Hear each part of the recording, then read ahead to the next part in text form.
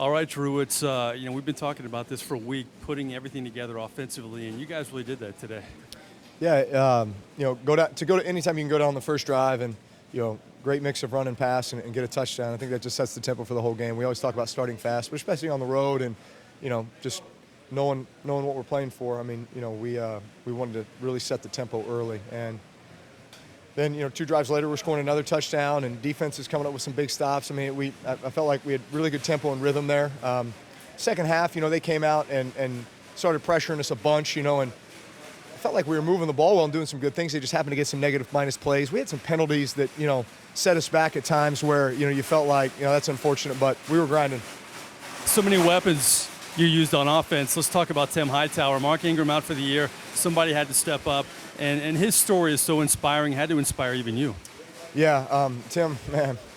I was with him all offseason, I mean, I can recount so many instances of just watching this guy work and just his attention to detail and his focus and his concentration, and I mean, just how much he wanted it, how much he desired to be a part of this team and just to get another shot, and after having an injury that many thought would be a career-ending injury, being out of football for a few years, and to come back and, man, just to battle the way he did, I mean, he's certainly deserving of everything that comes his way. And, he was emotional about it after the game just because he knows his journey, and the man, not a guy that we'd be more happy for, more proud of than Tim coming out of this game. Let's talk about his emotions. We saw walk into the locker room. I mean, he hugged every member of the Saints team as you walked in, and you saw what this meant to him. Yeah. I think the best attribute of somebody can just be, being grateful. And he's so grateful for, I think, the opportunity to be here, to be able to play football again and be a part of this team. And, I mean, that shows, he's giving everyone hugs, the emotions. I mean, that's what it's all about, and you want to play with guys like that. You want to play for guys like that, and that's why I like our team. Early on, Marcus Colston, just like the good old days, comes in with 1 touchdown, you get, boom, 1 touchdown, then 2. He doubles his total here in Tampa. Just talk about why it worked with Colston early in this game. We kind of had that pop pass on the first one, felt like we could get a little run action sell down in the red zone, and he did a nice job, maneuvering and getting in the back of the end zone, making the catch and getting hit. And then the second one, just Marcus being a big body, that you can throw to, and he's a guy, Mr. Reliable, Mr. Dependable, can put him anywhere on the field.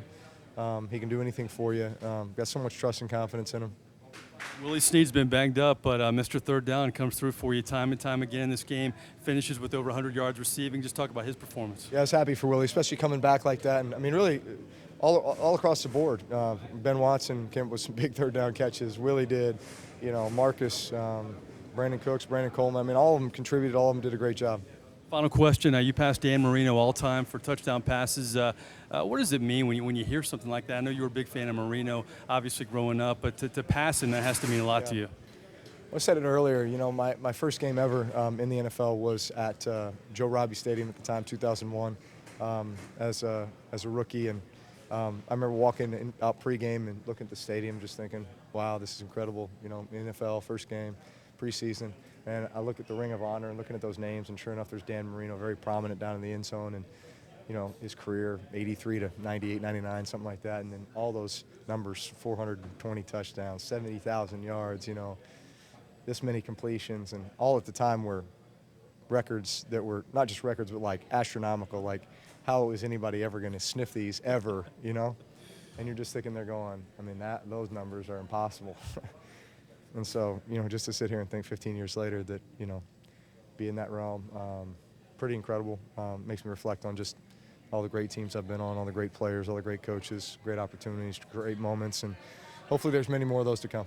Congratulations on the record. Congratulations on the win, Drew. Thank you. All right, Drew Brees here in Tampa. He gets one of 3 game balls dished out by Sean Payton. Brees gets it for breaking Marino's record. Kevin Williams gets it for his 200th career game.